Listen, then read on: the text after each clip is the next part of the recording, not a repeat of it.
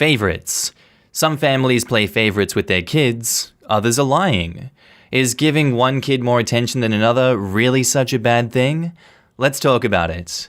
G'day there guys, it's your main man Markee and welcome back to another episode of r/AmITheA hole, home of spicy topics and rough opinions sometimes. Now if you love today's bloody good content, I want you to sit back, relax, chuck a prawn on the barbie, and get ready for some interesting stuff. Let's go. Am I the a-hole for giving my daughter more attention than my sons? 3 years ago, my 40 female husband, 39 at the time, died in a car crash. My daughter Kate, 10 years old, was in the car with him, and luckily Kate wasn't seriously injured, but she has severe anxiety and PTSD from the crash. Kate's PTSD relapsed and she's having nightmares to the point where she's waking up screaming almost every night, has flashbacks at least once a day, and she's extremely attached to me. She's working with a therapist and is slowly getting better. She didn't wake up screaming last night, but she still needs a lot of attention. I used to make dinner with my oldest, 17 male, while Kate played in her room, but now she usually makes dinner with us, and when she's not, she's sitting at the kitchen table watching. I also used to watch a movie with my oldest and my middle son after Kate went to bed, but now our bedtime routine takes longer. I used to braid her hair and tuck her in, but now I braid her hair, tuck her in, and read to her until she falls asleep because it helps her calm down. And I don't have time to watch a full movie with them. Last night, Kate fell asleep pretty fast, so I had time to watch movies with my sons, but when I asked them if they wanted to watch a movie, they told me to go back to Kate's room, since I'd obviously rather be with her anyway. I tried to explain that she needs this right now, but they wouldn't hear it. Am I the a-hole for giving my daughter more attention? And to edit, I'm realizing that I didn't make this clear in the post, but Kate hasn't been like this for 3 years. She's had anxiety and PTSD since the crash, but it's been manageable until around 2 weeks ago when her PTSD relapsed. I understand the kids are pissed off in this instance, but Kate was, it looks like 7 years old when this happened, or 10 years old, so she's either 10 or 13 now, and she witnessed her father die in a car accident 3 years ago. These two boys have also lost their father, and it's understandable that they would need distractions also, and they would need extra time with you because, man, that hurts. But I do think it is unfair of them to be judging you this way. You are stuck in between a rock and a hard place here, and her PTSD has relapsed. She fell asleep faster than normal, you made time to still watch the movie with these guys, they had some pushback against you, as does happen. 16 and 17 years old, you're still formative years, you're still gonna be very edgy sometimes. I was edgy at those ages. I can definitely see these two brothers arguing in a negatively reinforced cycle that just keeps going back and forth, and they keep validating each other on this one, and they get pent up. It happens, we have echo chambers. I don't think they've inherently done anything wrong in this situation, and I don't think the mum has done anything inherently wrong. She has to help her daughter with PTSD. She's young and she's still dealing with it. She needs ways to cope. So I'm gonna go with no a-holes here. Now in the comments, Bugabee Hammy says, I hate to say it, but you're the a-hole. You have 3 children. Yes, your daughter is going to need a lot of help right now, but so are your boys. They lost their father too. I suggest getting individual therapy for everyone, including you, and apologize to your sons for not being there for them.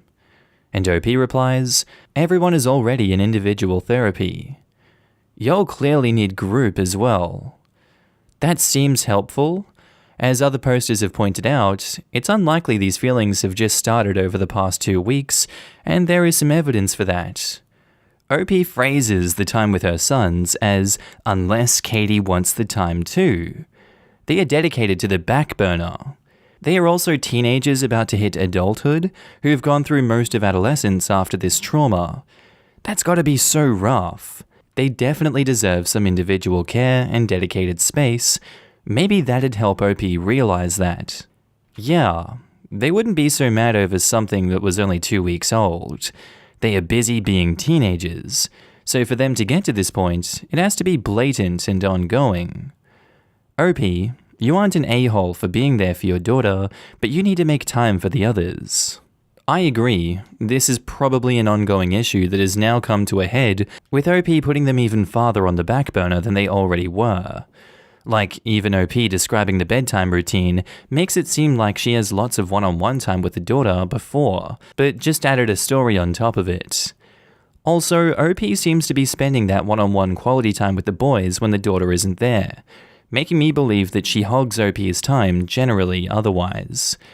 I feel like after the accident, OP may have just chucked all the kids into therapy, but hyperfixated on her daughter and left the boys to fend for themselves. Then things went back to normal, but I wouldn't doubt if OP favored her daughter over them after that. OP isn't the a-hole for being there for her daughter. I 100% agree because PTSD is no joke, but OP hasn't been there for her sons, who also lost their father and probably had secondary trauma from seeing their sister in duress while recovering. I believe the correct term is secondary trauma, but what I mean is that people who go through trauma can have people around them affected by witnessing, hearing about it, or seeing the aftermath. And although not as intense as what the victim of the trauma goes through, it can still heavily affect someone. Also, after 3 years of it being under control, there may be a trigger that I would try and find or keep track of when she has panic attacks, and what situations. Knowing triggers is a good start to overcoming the panic or helping manage them. Also, OP, I want to say that if your daughter is having the panic attacks when you're spending time or are trying to spend time with your sons, I would look into that because that's concerning. If you see that pattern, talk to her and see if you can find out why that is, and also relay any patterns you see to her counselor either way. This way, the counselor can look into it, and they can work on the triggers and how to cope with these specific ones. Also, talk to your sons, OP. Please, and listen to their feelings, and do not brush off their frustration or hurt with the excuse that your daughter has been through more and needs more support, or guilt-tripping them into feeling bad for not having attention. This will only reinforce that they are afterthoughts. And what others have suggested, family and group counseling 100%. And particular Apricot 485 says, "This is so tough. Very, very, very soft you're the a-hole. Yes, Kate probably needs you right now more so than them, but they all lost their dad. They all need you. I don't see the harm in extending Kate's bedtime routine, but you need to find some way of making it up to the others. Maybe a day of just them, or maybe find a TV show that's only 30 minutes, so you can watch at night with them if there's no time for a movie. You should also think about having family dinners again to keep that open communication. They lost their father too, and they need you." I know OP edited to say that Kate has only relapsed recently, but I think it would be good for OP to seriously consider if her other kids were already getting dregs of her attention. I think it would still be understandable, but I find it unlikely they reacted this way because of a reasonable 2-week shift in priorities. Our next post is by user IronFist48, titled, "Am I the a-hole for not helping my daughter, 24 female, with the rent because she has anxiety and doesn't want to have a roommate?" So, my daughter moved back into our 2-bedroom condo after a recent breakup. She's been sleeping in the living room since I use one room for my office and the other one's for my bedroom/wife's office since we both work from home. She's been saving up for the last couple of months to move out, but she doesn't make enough money to rent her own place. She will most likely have to room with 2 or 3 people. She asked me if I would help her pay rent so she wouldn't have to room with anyone because she has a lot of anxiety issues and needs her own space. I said no. It was too big of an ask and I didn't want to set a bad precedent and have her be dependent on me for rent money. She's been moping around crying, saying that we're being insensitive jerks, and we should either move into a bigger house so she can have her own room, or help her with her rent so she can move out. I told her she was being entitled, and we weren't going to entertain either of those demands. I told her she had till September to figure out her housing situation, and then she needed to move out of our living room. I think I've been pretty fair. I haven't asked her to pay rent since she moved in, so she's had time to save up, and I've given her plenty of time to find a new place. She's also still on my insurance and goes to a therapist for her anxiety. Am I the a-hole for giving her a deadline to move out and not helping her with rent? And edit, sorry, I noticed I put hall instead of living room in my post, so I changed that. Also, the reason she can't have my office is because my job requires me to have a designated office space to work in. I also wake up late at night to code sometimes, and my entire setup is in my office. This is a condo we bought downtown after our kids graduated from college and moved out on their own, or in the case of my daughter, moved in with her boyfriend. It's our dream house, and right next to our workplace, and where we plan to retire in, so it only has 2 bedrooms. This is not the same place the kids grew up in. OP has offered the following explanation for why they think they might be the a-hole. My daughter feels that I'm being too harsh and inconsiderate by not buying a new house with an extra bedroom so she can have her own room, or not saying yes to helping her pay rent so she can move out and rent a place without roommates. I know you're not obligated to pay her rent or buy a house to accommodate her, but I don't think you realize the extent of what she's going through currently. Seems like she's had a bad break from her boyfriend and is suffering from really bad anxiety. I think you fail to see just how much of a hell that anxiety is for people. I don't know why you're choosing to kick her out of the house. I don't know why you can't just be a decent human being and let her live with you until she finds a situation that works for her. I feel like I, as a parent, would give my kids an indefinite amount of time to live with me, even if I was in a condo. Like, goddamn, you must not like your daughter if you're doing this to her. And I feel like any good parent would figure out something to help their kid. You seem to be just trying to ramrod the she moves out with other people when she can't deal with that right now, obviously. Maybe in the future, if she's able to work with a therapist and get some coping mechanisms in her life that help her deal with living with strangers, that's a possibility. But it seems like this September deadline is just really stupid and short-sighted. I'm going to call it bad parenting, regardless of the fact that she's 24. I do think this is bad parenting, and I think you suck for giving her an ultimatum. You need to do better in this situation. She is your child after all. She is going through a tough time, and the world is still in a really bad place. You're the a-hole. Now in the comments, Win0402 says, not the a-hole, but don't forget to parent her through this. Paying for the health insurance and therapy is great, but parenting doesn't end at paying. She's had a breakup, presumably a serious relationship, and came home only to be relegated to sleeping in a hall, or the living room, and be told to move out ASAP. Do you see how this could be very hard on her, particularly as a person with anxiety, to feel like she has no home or safe haven, and the 2 people she should be able to count on want her to get the hell out? It's not unreasonable on your part at all. I just want you to think about this from a little different angle. She's asking you for help. So maybe think about how you can help her emotionally as a parent, not monetarily. September is far from ASAP. Yeah, so what? Honestly, what's with washing your hands of your children that you decided to make as soon as they turn 18? She needs help. Emotionally from her parents, and parents can help their children from time to time. If she isn't leeching off of them, then what's the problem? She sleeps in the living room, isn't being an entitled person and asking for her room. I mean, the office was her room before she moved out, obviously that's wrong.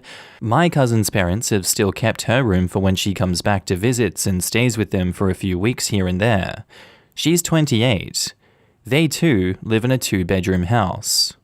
Not the a-hole, you've been plenty accommodating and supportive of her. She's a full-grown adult and has to learn to deal with her own adult problems. I say that as someone who is roughly the same age and has struggled with intense anxiety for most of my life, though I would offer to help her vet people that she finds to potentially live with. If she hasn't done that before, she might not be aware of what kind of warning signs to look for in people that will mean they are miserable to live with. She actually sounds like she may be the undesirable roommate to me. Absolutely the undesirable. Notice she's 24 in the town she grew up in, presumably since her family home is there, and doesn't have a single friend or acquaintance to room with? To be fair, I wouldn't want to room with anyone from my hometown either. I've had enough hillbilly living to last me a few lifetimes. You're the a-hole. Your daughter has mental health issues, a broken heart, is sleeping in the effing living room because you won't even put a bed in your office, and your parenting is to tell her to get the hell out ASAP and live with strangers in the middle of an effing global pandemic. Parent of the Year, OP. I moved out a few years ago and also refused point blank to live with strangers because I have mental health issues that mean house sharing has gone very badly every time. You know what my mum did? She was understanding and helped me find somewhere I could afford on my own. It was a rundown flat in a bad area, but it was a million miles better than telling me, haha, screw you, suck it up and move in with randoms, lol. And I was grateful. There is absolutely nothing stopping you helping your daughter the same way, except for your independent attitude.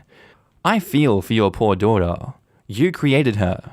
You are the reason she has to exist with mental health issues, and you seem determined not to be loving or supporting at all. I cannot understand the amount of people who think this is an acceptable way to treat your child. Yeah, not paying her rent is understandable, or charging her a reasonable rent to live at home in a damn bedroom. But sticking her in a hallway, kicking her out as soon as you can, forcing her into a situation you know will exacerbate her issues, not caring that she'd be forced in with a bunch of strangers in the middle of a pandemic, and giving her no help in finding an alternative situation? Disgusting. This, though I believe in setting boundaries with your kids as well as everyone, your kid did not choose to be in this world. You chose to have her. Parenting is a lifetime gig, not an 18-year commitment, and unfortunately, this world sucks at teaching kids how to take care of themselves. It sucks at providing reasonable income, and it sucks at accommodating mental health issues. My mother helped me find a place, helped me find confidence in navigating better jobs, provided a safe place for me to return when I lost relationships, all while dealing with massive depression, suicidal ideation, borderline, and PTSD. I would not be here today without the strong support of my mother, even when all she could provide was a hug and a couch to sleep on. Your daughter is sleeping in a hallway. Her self-esteem is probably shot. She needs a mother. You are not the a-hole for buying a new home just to please her, but you're the a-hole for not helping your child become a confident adult. She needs help, OP, so find a way to help her. Edit, I wrote this not realizing OP was the father. My father took the exact same steps as my mom, so my comment, she needs a mother, I really meant to say, she needs a parent. And our next post is by user Skywalker973019, titled, Am I the a-hole for mocking a regular when he demanded to be respected? So a little backstory. I, male, 20 years old, work at a gas station as a fuel clerk that mainly operates within a small kiosk booth that separates the clerks from the customers. There's this one dude, I call everyone dude to keep the customer service quality high, that comes every 2 weeks or so to buy 2 cans of snuff. He's around 35, of average height, and a built white guy. And he seems normally chill, doing the classic pinky and pointer finger of roll-up hand gestures for those 2 cans of snuff he buys. He does that every time he comes, so I just assume he was pretty nice and chill guy. But apparently he's not, and I had to find out the hard way. So he comes up to buy 2 packets of cigarettes, which was an abnormal sending since he's never ever bought smokes before, and it totals out to $11.07. He hands me a little coin bag that has some change in it, and 5 $1 bills, and tells me to count them. When I examined the change, there was about $1.50 of quarters, and the rest are just dimes and nickels. $5 worth of dimes and nickels. It takes me a while to count everything and complete the transaction. I continue to refer to him as dude. I guess that's my bad on that part, but I'm just trying to be friendly during counting. He finally snaps and replies, How old are you? 20. How old do I look? I've met you 5 times now, and every time you refer to me as dude. I just stumble a little bit because I'm now confused. I really didn't say anything that warranted such an explosive reaction, so I just kept on counting the change he hands me. I guess he wanted me to show him a little bit of respect, but I really don't know. Remember, at this point, I'm kind of dumbfounded on how this conversation took a really steep dive for the worst, and I'm already done dealing with him. I hand him the tobacco he purchased, and I had to give him the classic, "Have a good night, sir." He was so pissed off that he actually drifted his pickup truck and went straight to management to complain about my lack of respectfulness to him. Am I the a-hole for mocking him and making fun of him for demanding respect from a minimum wage worker? Wow, what the hell is up his ass tonight? That's what I want to know. This has just been a normal interaction, obviously, from the last 5 times that you've seen him now. I don't feel like there's anything wrong with calling a 35-year-old dude. Oh god, I just started it. What's wrong with me? I'm such a hedonist. Alright, my brain just came up with that word. That's not the word I was looking for, but I'm keeping it in here anyway because I think that's hilarious. Apparently, calling people dude gives me a sense of pleasure, which is the most important thing in life. Okay, back on topic. I don't know what the hell this dude's problem is. Maybe he feels disrespected by it, but I personally would never feel disrespected if someone keeps calling me dude, so I can't relate to whatever struggle he's going through. Unless you're embellishing this story to make you sound absolutely angelic, as does happen in a lot of Am I the A-hole stories, you've not done anything to warrant an everyone sucks here, or you're the a-hole judgment. I think this guy's just having a bad night. We all have bad nights, bad days, whatever else happens in our life, and sometimes we blow up at people that don't deserve it. I'm guilty of that. Feel like a lot of people are guilty of that. I don't want to say he's an a-hole if that is what's going on in his life, but without further information, I have to say he's an a-hole. So yeah, you personally, OP, not the a-hole. Now in the comments, Jenny Bear Bozo 3 says, not the a-hole. Dude needs to get over himself. I also call everyone and everything dude. My mum is dude, my cat is dude, the car is dude, random tube of blue paint is also dude. I know, right? Replies OP. People get pissy about it, and I'm all sorry, dude. I'm from California, and you need to get over yourself. Also, Cowboy Dude literally does some weird hand gestures to show what he wants, as if OP was his personal butler or some crap not worthy of being spoken to. If his little pointy crap is chill, then I'd assume being called dude is too. No disrespect, but I feel like gas stations typically have a relaxed enough atmosphere that this should be considered acceptable customer service. Not the a-hole. Also, it was an a-hole move of him to give you $5 in nickels and dimes, and I will die on this hill. I'd at least count it out myself if I had to use that much change. As a former cashier, I probably wouldn't have been able to accept your count without double-checking it myself. Sorting it out for me would have been useful though. I worked as a cashier, but my supervisor refused to take bags of change and count it. She'd just point to the Coinstar machine and say, it has a 5 to 10% fee. I don't know the exact percentage. I'm not counting that. Many would get huffy, but she wouldn't back down.